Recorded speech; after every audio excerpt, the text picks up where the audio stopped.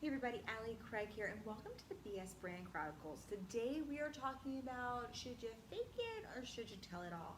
And both methods are out there when it comes to the best way to build your brand, and both are kind of BS.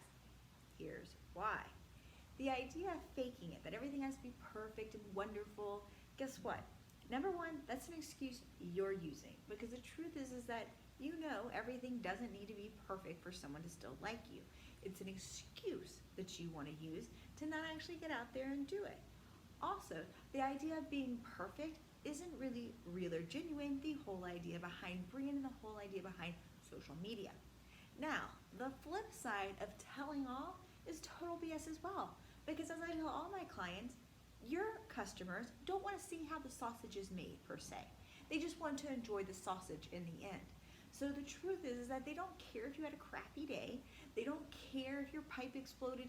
They don't care if your train was late. They don't care about any of that. What they care about is themselves and how your brand can help them.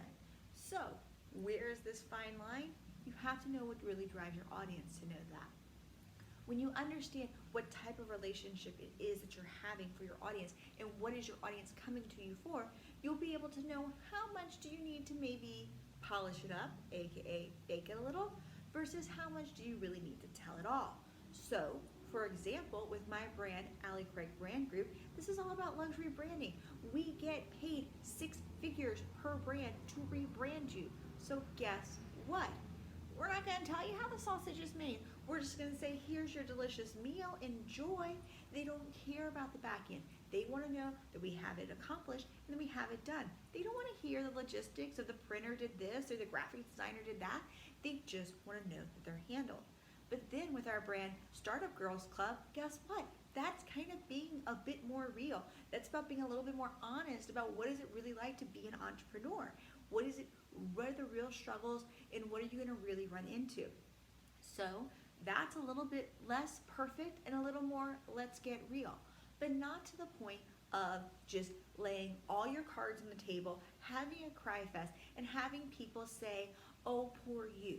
You never, ever, ever want your brand to be in the position of being told, poor you, by your audience. Because guess what? You've just lost all the power in your relationship because they don't view you as an equal anymore. They view you as a subordinate, a poor little child who needs a parent.